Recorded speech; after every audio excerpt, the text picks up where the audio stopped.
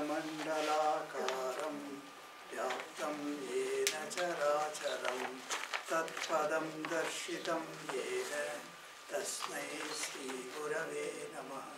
हरि ओम नमो भगवते Shri Ramakrishna.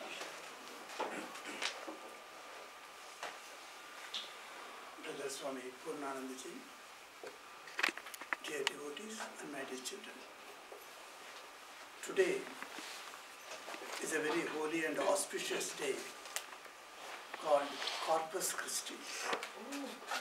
In the Christian tradition, today is a very important day, and on this day we have in our midst Prajavarika, PrabuddhaPrana Mataji. Mataji is an American-born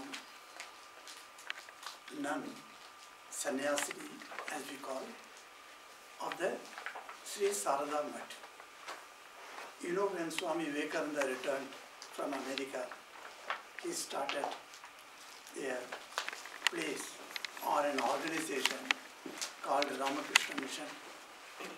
And the Ramakrishna Mat idea that boys will become monks and they will strive for their own liberation as well as for the welfare of the world. So he gave the motto as Atmano Mokshartham Jagat Hitaya Cha. For the boys he has now built a monastery. It's called Belur Mat, we all know that. But for the girls, likewise, who are interested to attain liberation and also want to spend their life in the welfare of the humanity, where is the way? So he thought of, Swami Vivekananda thought of having a wonderful organization for women only, and that would be conducted by women only. So without any interference from any others, the women will come together and they will lead a pure spiritual life, and they will strive for their own liberation, and they will do the welfare of the world also. Just as in the parallel to the men's wing, he wanted a women's wing. So in 1954, much after Swamiji's passing away, 1902, Swami Vivekananda left his body. After that, 1954, Belupat found a place of a plot of land near Dakshineswar, Kali temple. And there the Sarada Mat was started. So as a Sarada Mat, it started with a few handful of sannyasis in 1959. And from that onwards, today is 2019, 60 years have passed.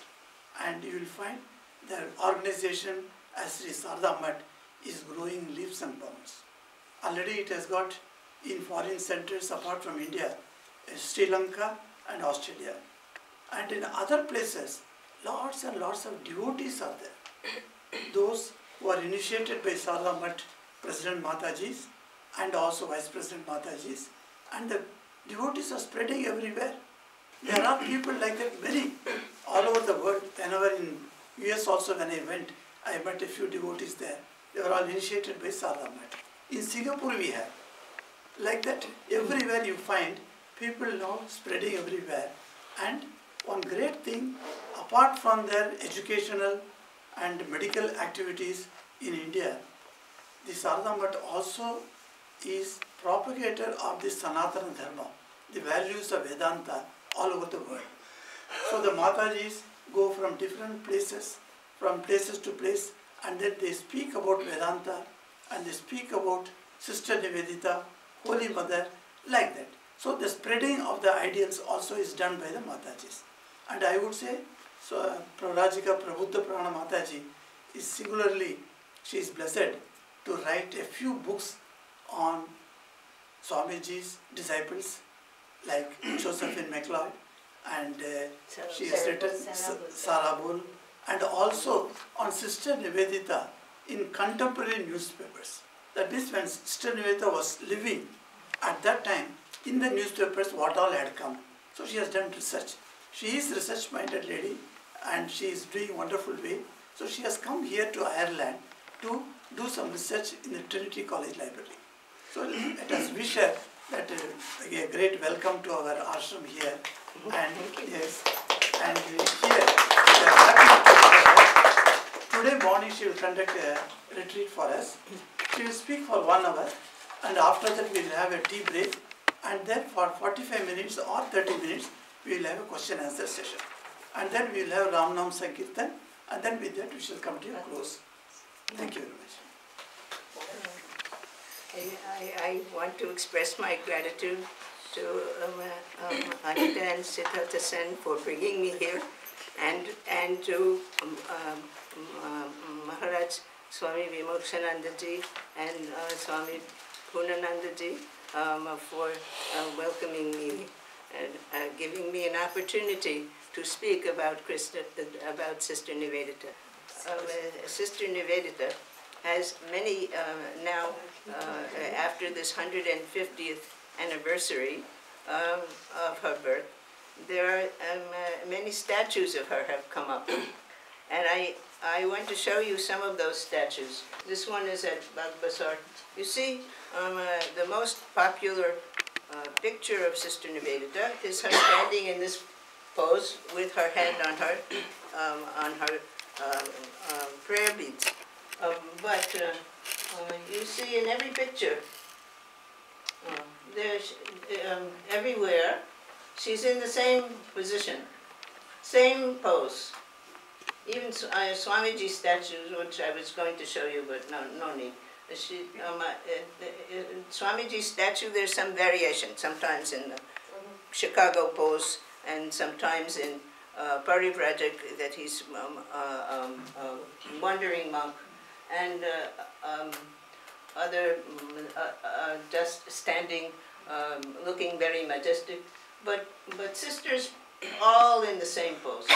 Now, Sister had in her hand a vajra whenever she spoke, and she would also keep it in her hand sometimes when she wrote, because this vajra is the symbol of self-sacrifice for others, and or for some good cause. And so this gave her strength to hold this vajra. And and she also wrote.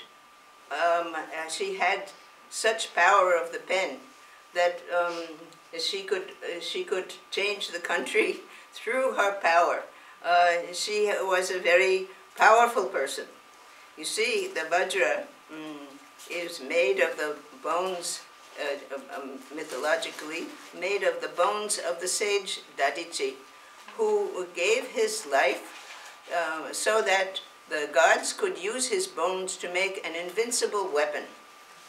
To become a weapon in the hands of the gods is what Nivedita considered her ideal.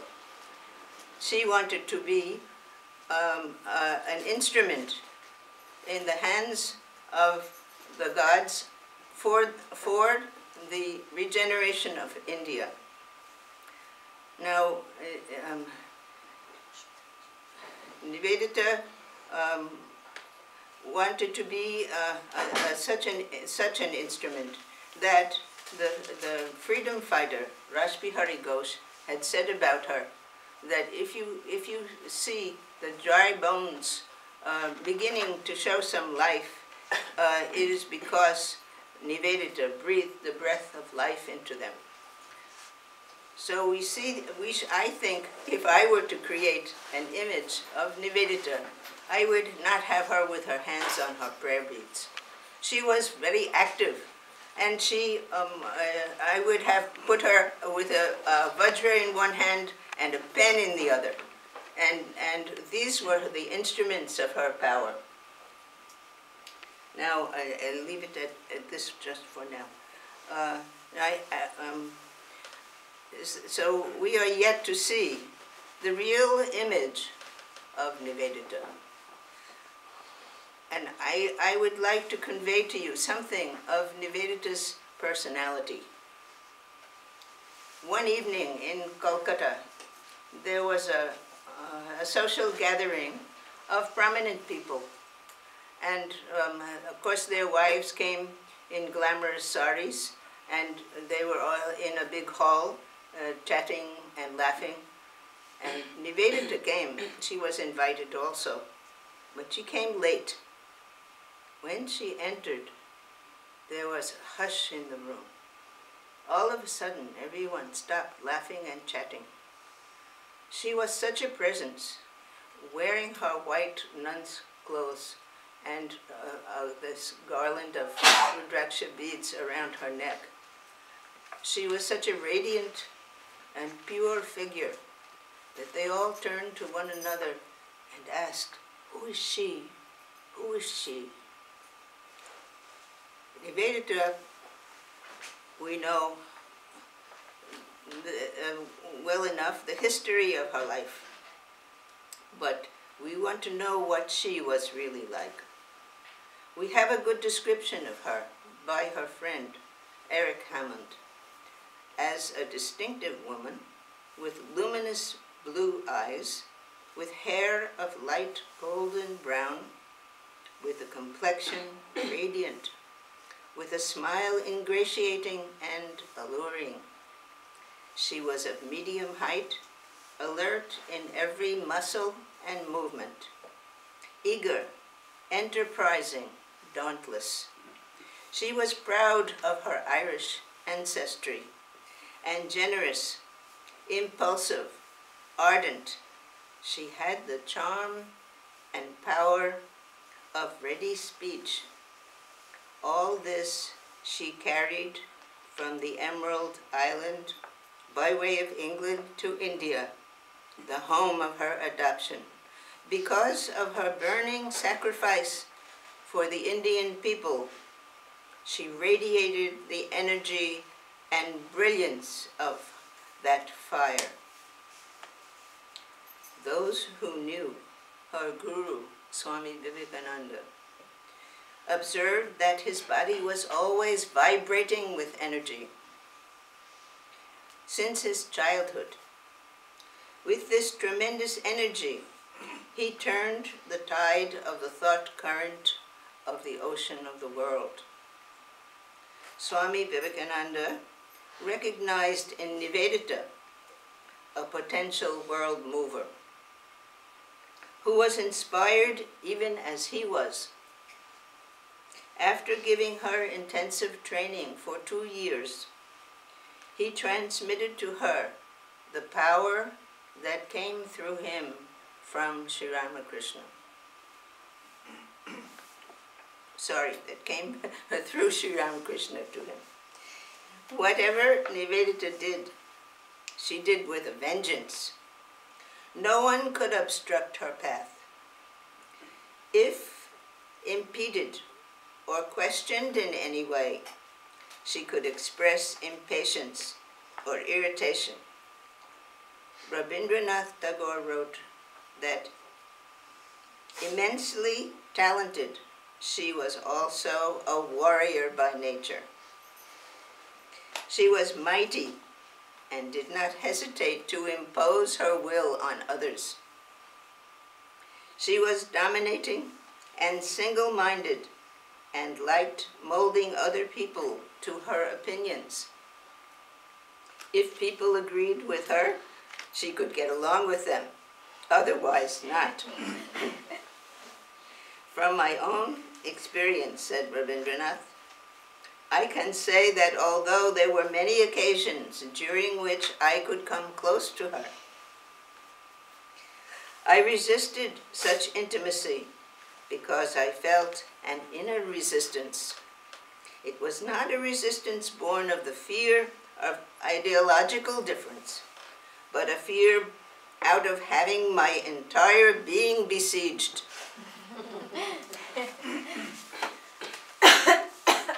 Swami Vivekananda considered Nivedita a real lioness, especially to work for Indian women.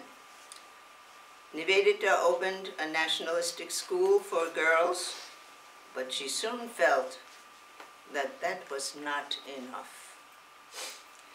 Vivekananda knew that she would become, to the Indian people, mistress, servant, and friend. he wrote, "Above all, your Celtic blood makes you just the woman wanted." Why Celtic blood? Well, surely he had in mind her stubborn, indomitable fighting spirit. Nivedita had what Sri Ramakrishna called grit. You know, there's a story that Sri Ramakrishna tells to illustrate what he meant by grit. There was a farmer, it seems, in a time of drought, that he was determined to save his fields, so he was going to build a canal from his fields to the river nearby. Is that incense still burning? No, incense is not burning. Okay, I'm getting something. So he went out to his field and started digging the canal. His wife came out at noontime and asked him, "You must come for your meal. It's already late. You haven't even had your bath. You better come inside." So the man followed his wife and went inside. But his neighbor, in the same condition, also was going to dig a canal to the river so that he would save his crops. And his wife called him just like his neighbor, but he didn't go. He said, wait, I have to finish this. Do you want to starve in future? I have to bring water to these crops. So he continued to work throughout the day. His wife came several times, he sent her away. He said, "No, I must finish it, I must finish it." And he worked until evening. By evening, he succeeded. And he went home, had his bath and meal, enjoyed it, went onto the veranda and had a nice smoke, listening to the sound, the gurgling sound of water coming into his fields. This is grit. Nivedita was like that. Sister Nivedita was not the only Irish woman who went to India and gave sympathy and support to the freedom movement.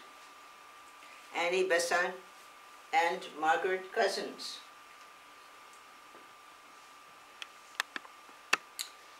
Also were prominent among those Irish women who, attracted by Indian mysticism, went to India.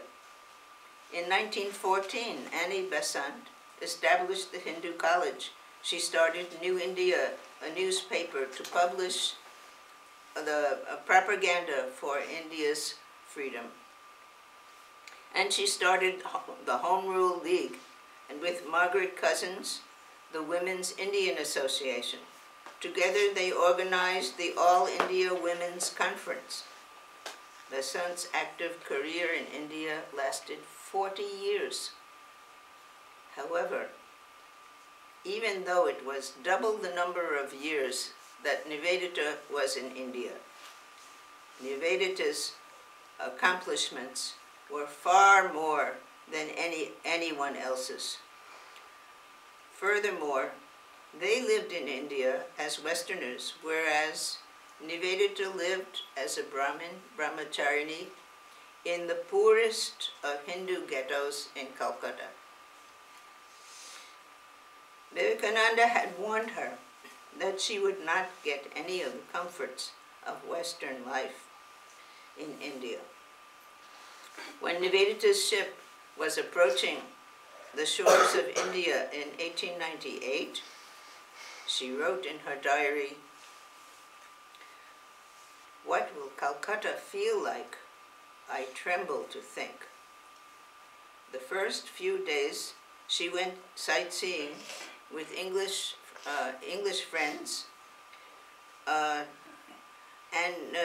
they visited the Botanic Gardens, Eden Gardens, the museum, churches, places like that. The British made comfortable mansions in Calcutta, but the Hindu ghetto of North Calcutta was an overcrowded slum. full of rats, and poor or no sanitation, unsafe drinking water, full of malarial mosquitoes, and rampant with diseases like cholera, smallpox, and typhoid. Nevertheless, Nivedita was impatient to live there. She was impatient to live among Swamiji's people, whom she had come to serve. She had come to offer her life to her guru's work in India, which in those days would have been completely downtrodden. Other Western women also followed Vivekananda to India.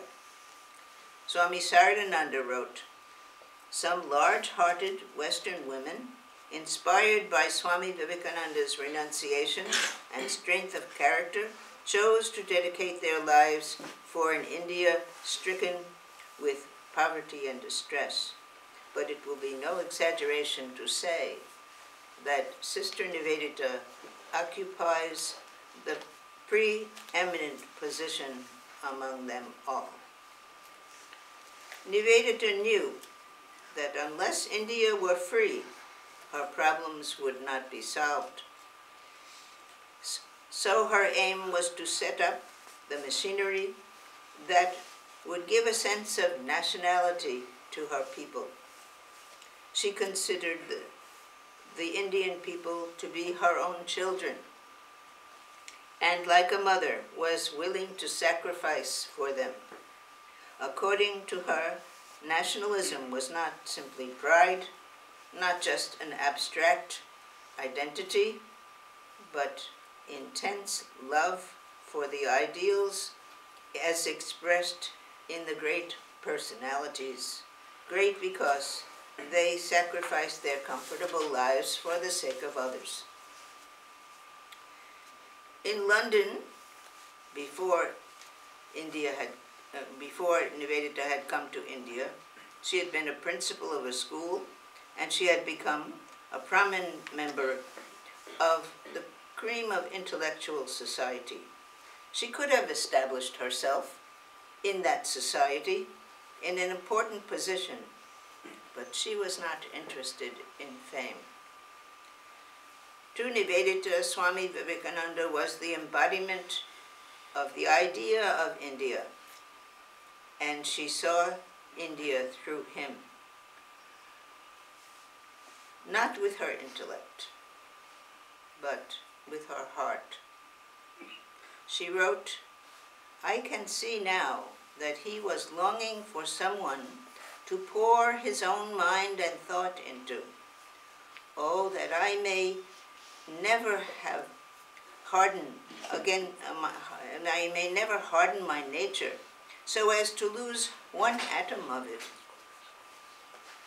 Vivekananda told her, "I want to bring manliness to my people," and she immediately replied, "I will help you, Swami." Nivedita wrote about how Vivekananda trained her during daily talks at Belur Mutt when she first arrived in India, and with 2 other Western women were the first occupants of the old house on the Mutt property. Swami Sardananda also used to go and give the Western lady disciples company over tea, and when Vivekananda could not go, so Swami Sardananda was named by them Swami number 2. All that Nivedita learned in these talks, she later wrote in her books. Now it was beginning to get onto the hot season in Kolkata, and Vivekananda took these ladies, including Nivedita, on a journey to the Himalayas. Now, all the time that they were on this journey, he taught them all aspects of Indian history, culture, and customs. These talks continued even in all through North India, and then a year later, on a voyage on a ship to America, where Nivedita hoped to collect funds for her school in Calcutta. All these talks continued. She wrote at Ridgely Manor in New York, the training ended, and I was set out into the world. It was nearly 2 years altogether.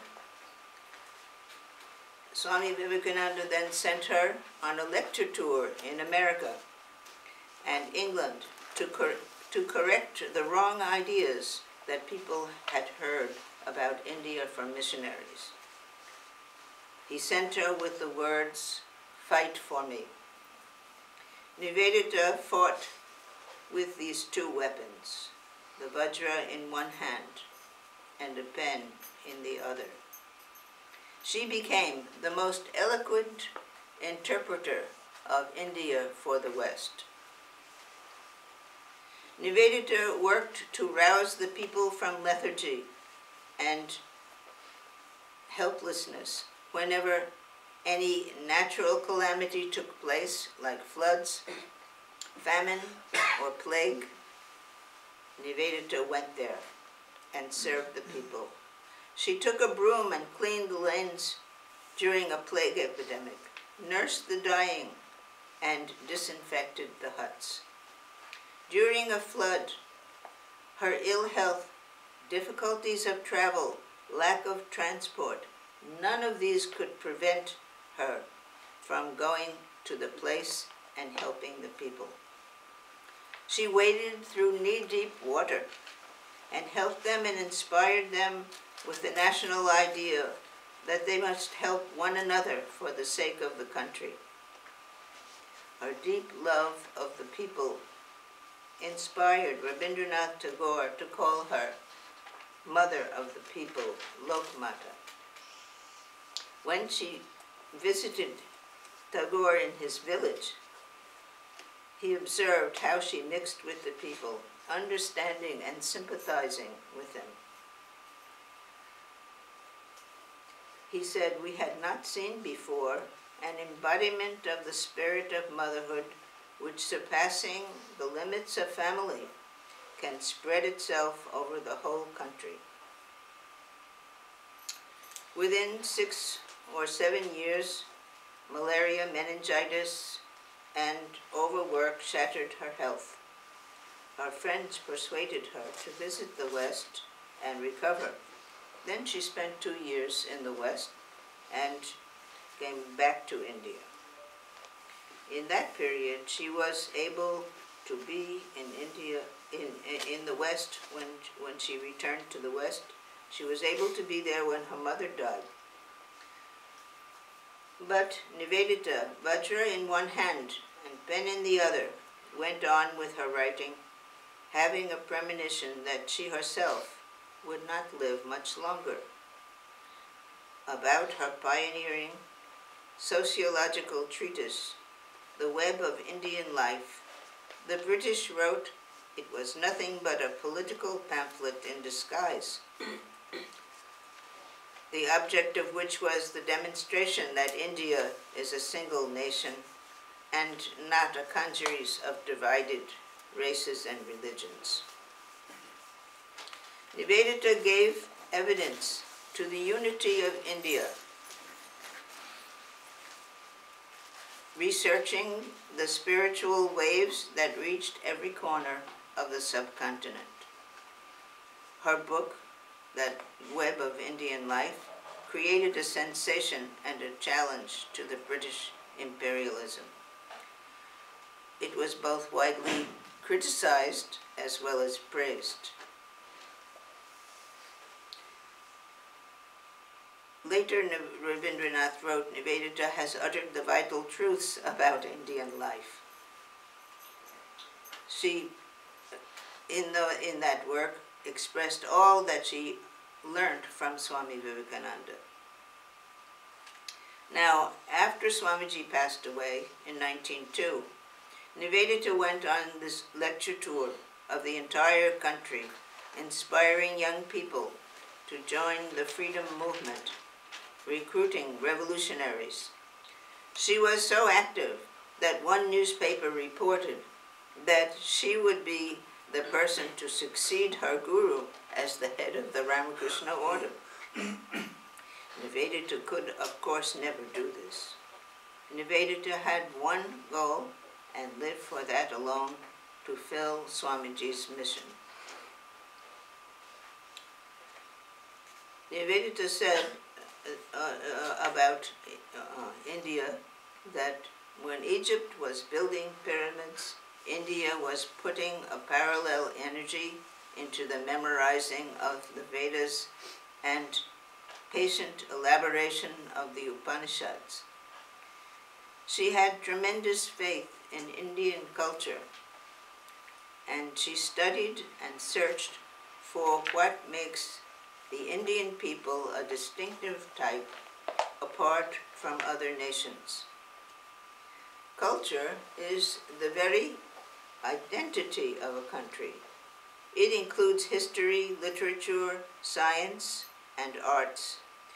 In a colonized country that had been made to all but lose its faith in its traditional culture, Nivedita sought to revive that tradition in the modern idiom that it may live in the future, in spite of the efforts of the British to crush it out, cripple it in every possible field.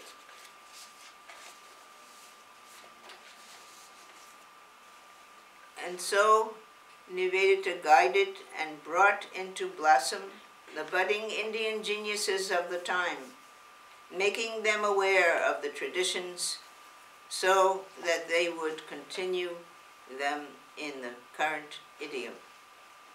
She supported Jagadish Bose's scientific work, encouraged Mrs. Bull to adopt his cause, and jointly patent his work, because at that time no Indian could bring out a patent.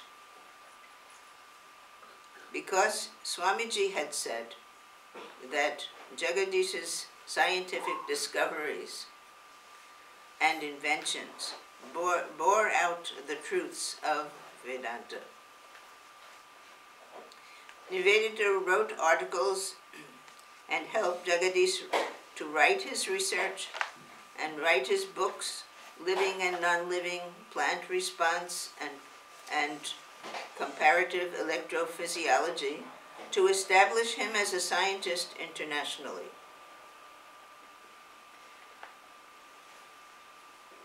Rabindranath Tagore was a friend of Jagadish, and he said about Nivedita's work, in the day of his success, I'm quoting, in the day of his success, Jagadish gained an invaluable energizer and helper in Sister Nivedita, and any record of his life's work, her name must be given a place of honor.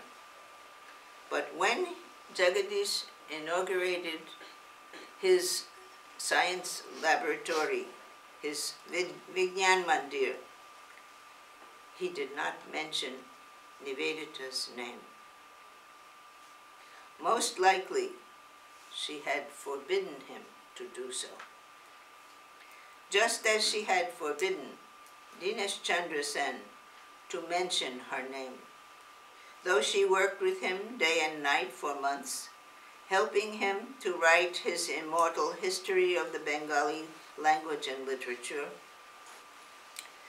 Nivedita knew the importance of this book in revealing the continuity of a great tradition. However, she forbade him to acknowledge her help in print. Seeing her self-effacing nature, he wrote, I have only read in the Gita about selfless work, but I have hardly come across anyone with detachment like hers. I recognized in her the ideal worker, working without expecting any kind of return. Nivedita also helped Okakura, the Japanese artist, to write his book, The Ideals of the East, and wrote the introduction to it. Rabindranath said she tirelessly gave what was best in her, every moment and every day of her life. She did not spare herself in the least in living out this tremendous, strenuous idealism. She refused to have any sense of personal comfort or desire corrupt this ideal. She decided to live beyond hunger and thirst, loss and gain, fame and infamy. She decided to submit herself to this high ideal of giving without consideration of her comfort or rest. Nivedita had studied art and read the myths and symbols of both Europe